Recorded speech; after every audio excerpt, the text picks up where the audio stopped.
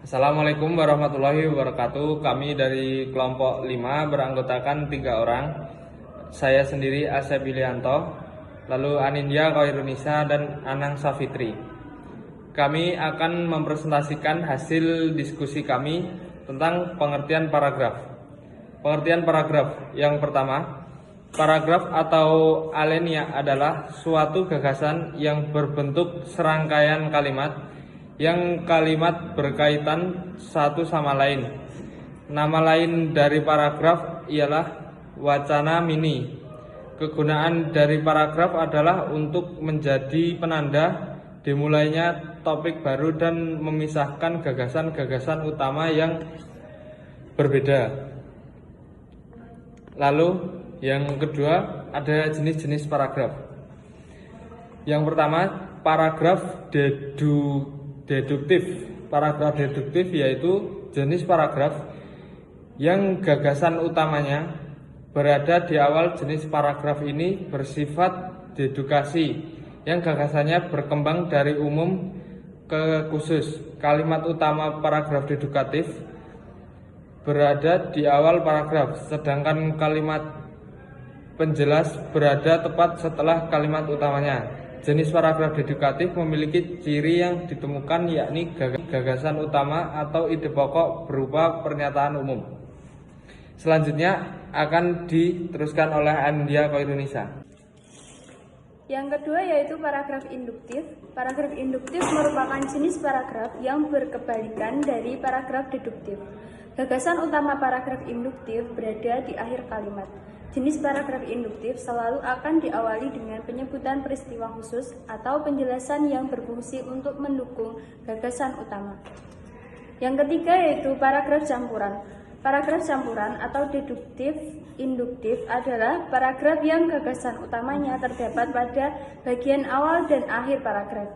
Paragraf campuran diawali dengan pernyataan umum, lalu diikuti kalimat khusus sebagai penjelas. Kemudian di akhir paragraf terdapat pernyataan umum lagi sebagai pengulangan dari gagasan utama. Yang keempat yaitu paragraf ineratif. Paragraf ineratif adalah jenis paragraf yang menampilkan gagasan utamanya di tengah paragraf. Jenis paragraf ini memiliki pola khusus atau kalimat penjelas, kalimat utama, kalimat penjelas. Kalimat di awal berfungsi sebagai pengantar atau pembuka, lalu kalimat utama di tengah sebagai gagasan utama paragraf ini. Selanjutnya masih ada kalimat penjelas di akhir sebagai penegasan atau kesimpulan. C. Contoh pengembangan paragraf. 1. Pola klimaks anti-klimaks merupakan pola yang berisi rincian gagasan paragraf, mulai yang dari yang terbawah hingga yang teratas, atau bisa juga berisi rincian gagasan yang dimulai dari puncak menuju ke gagasan yang rendah. 2. Pola kausalitas merupakan pola paragraf yang berisi sebab akibat suatu hal, di mana sebab menjadi gagasan utama dan akibat menjadi penjelasannya.